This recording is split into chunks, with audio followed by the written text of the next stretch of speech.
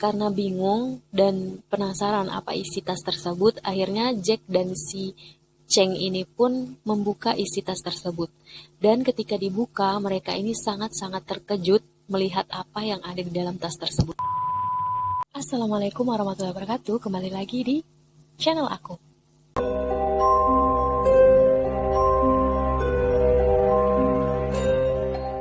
Di video kali ini aku akan membahas sebuah kasus yang sangat-sangat kejam, di mana kasus ini menimpa seorang anak perempuan yang masih kecil dan sempat menggegerkan Malaysia karena memang kasusnya ini sangat-sangat kejam. Tanpa berlama-lama lagi, kita lanjut ke ceritanya.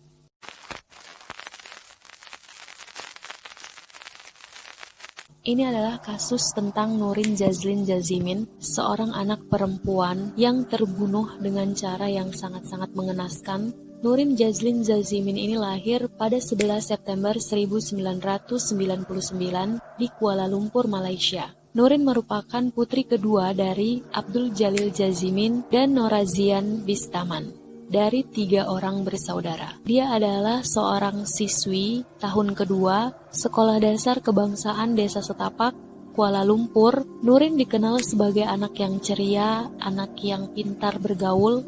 Seperti anak-anak pada umumnya, dia suka bermain, dia suka bergaul, dia memiliki barang-barang yang ia gemari. Pada tanggal 20 Agustus 2007, pada jam 8.30 malam, dia keluar sendirian dari flatnya menuju sebuah pasar malam, di mana pasar malamnya ini dekat dengan flatnya. Dia pergi untuk membeli barang kesukaannya, di mana barang kesukaannya ini adalah klip rambut. Jadi Nurin ini suka sekali mengkoleksi berbagai macam klip rambut. Dan pada malam itu, karena jarak pasar malam dengan tempat Nurin ini tinggal sangat-sangat dekat, orang tua Nurin membiarkan Nurin untuk pergi sendirian ke pasar malam tersebut. Jadi Nurin pergi tanpa ditemani siapapun, dia pergi sendirian berjalan kaki, karena memang Nurin ini memang sudah terbiasa akan pergi sendiri ke pasar malam tersebut. Dimana pada saat itu orang tua Nurin sama sekali tidak memiliki firasat buruk terhadap Nurin, jadi mereka tidak khawatir akan terjadi hal-hal buruk terhadap Nurin.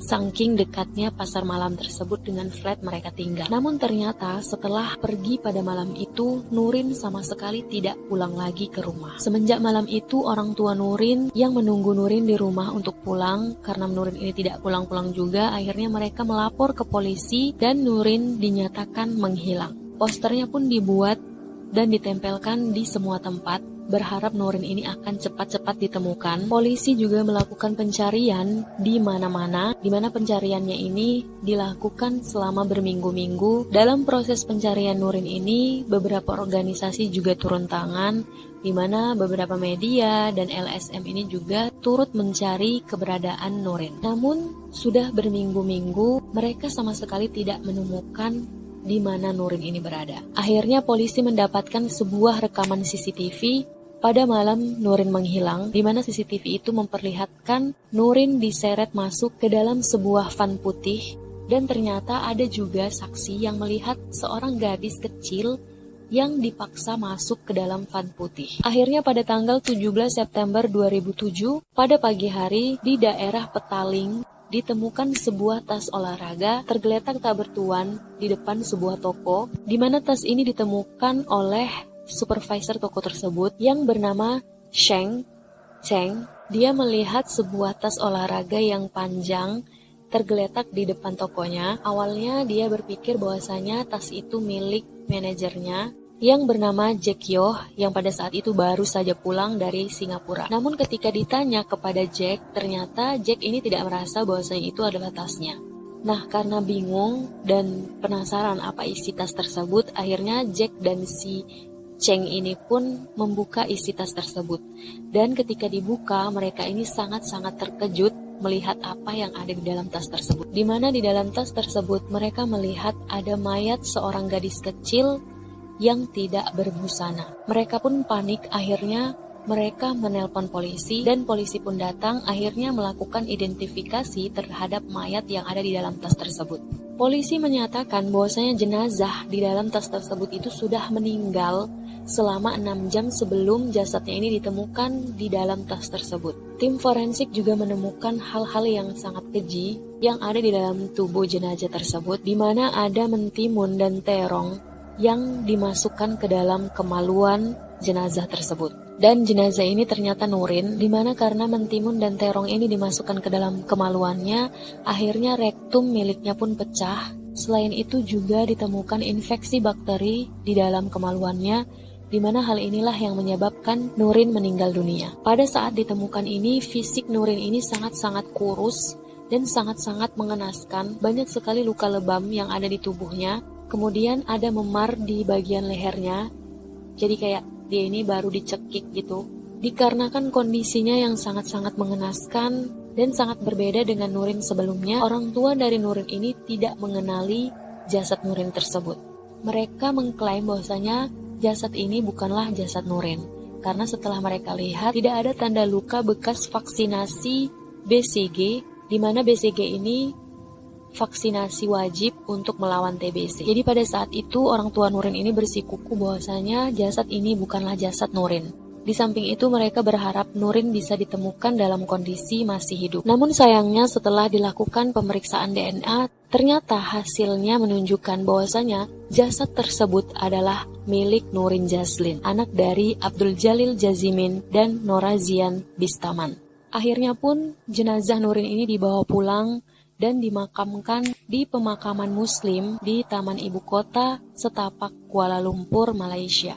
Pada 21 September 2007, dia dimakamkan seusai sholat Jumat, di mana pada saat itu Nurin meninggal masih berusia 8 tahun. Kasus kematian Nurin ini dianggap sangat-sangat brutal dan sangat-sangat keji, di mana kemudian kasus ini memicu kemarahan publik. Jadi semua penjuru Malaysia ini sangat-sangat marah terhadap kasus ini, terhadap apa yang terjadi dengan Nurin, dan mereka percaya bahwasanya pelaku dari pembunuhan Nurin ini adalah seorang psikopat. Pada saat itu media dan blog internet milik Malaysia ini dipenuhi dengan berita tentang Nurin, dan pembunuhan terhadap Nurin ini dianggap pembunuhan yang paling kejam selama bertahun-tahun yang ada di Malaysia. Karena kasus Nurin ini pula, Perdana Menteri Abdullah Ahmad Badawi kembali mempublikasikan para narapidana yang memiliki keterkaitan dengan hal-hal semacam kasus si Nurin ini. Jadi narapidana pelanggar seks pada anak ini dipublikasikan kembali untuk dicek apakah mereka ini salah satunya.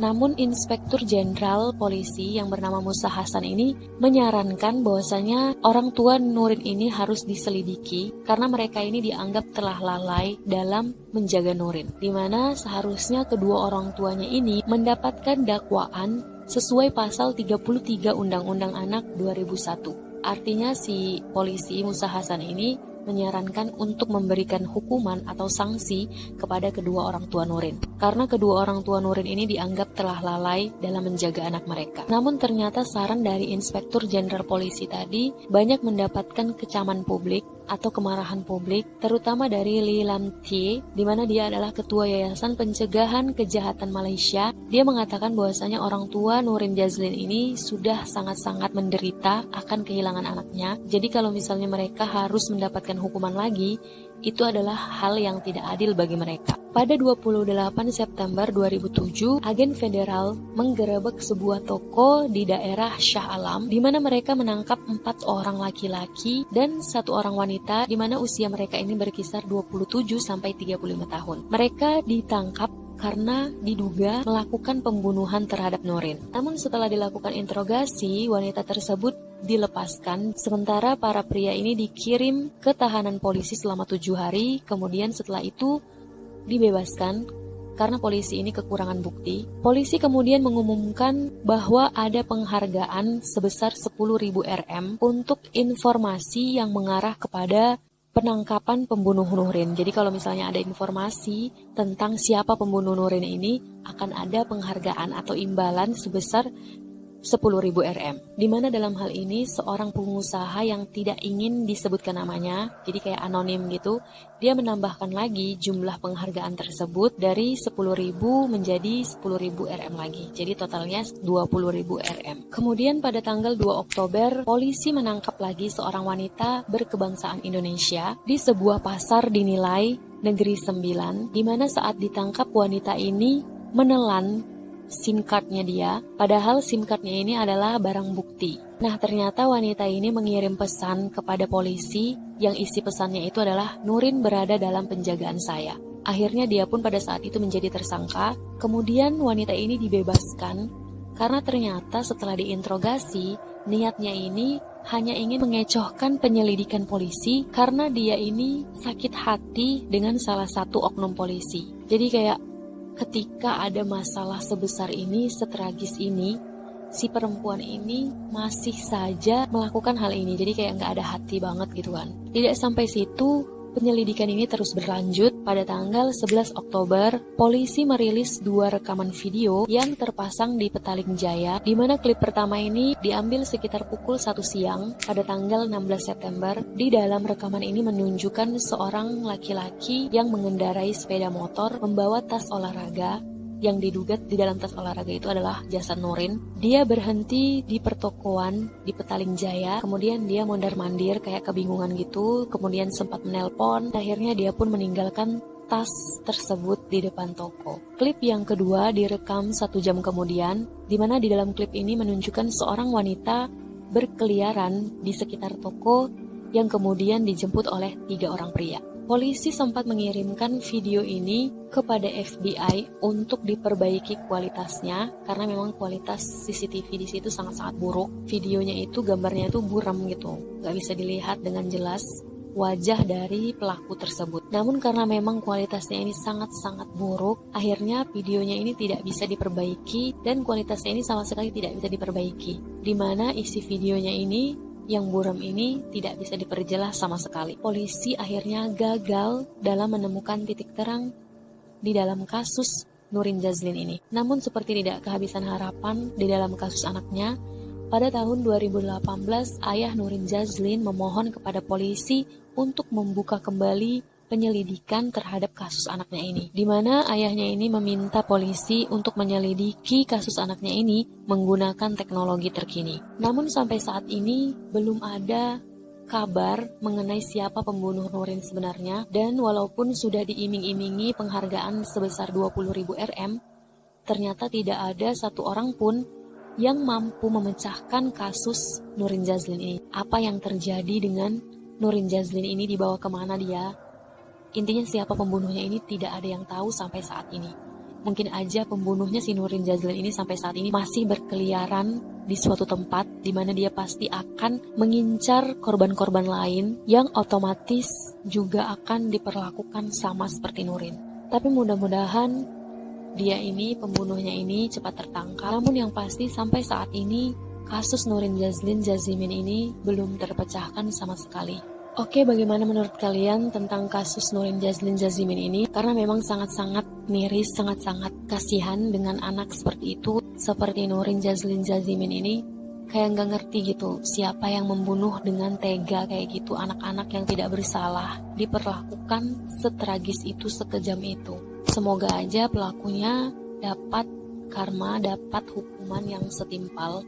Kalaupun memang hukuman itu tidak diperolehnya di dunia, pasti akan diperolehnya di akhirat nanti. Oke, mungkin itu aja video aku kali ini. Semoga kalian suka dengan ceritanya dan menambah informasi kalian. Tetap stay safe dimanapun kalian berada. Dan semoga kita dijauhkan dari hal-hal seperti ini. Dari hal-hal buruk, dari hal-hal yang tidak disenangi, dari hal-hal yang berbahaya. Jangan lupa untuk subscribe channel aku supaya aku lebih rajin untuk upload video terbaru. Jangan lupa juga untuk aktifkan loncengnya supaya kalian gak ketinggalan notifikasi kalau aku update video terbaru. Jangan lupa juga untuk like, komen, dan share ke teman-teman kalian semua supaya kalian gak merinding sendirian. Oke, sebelumnya aku mohon maaf kalau aku ada salah kata, salah informasi, salah ekspresi. Akhirnya, Assalamualaikum warahmatullahi wabarakatuh. Bye-bye.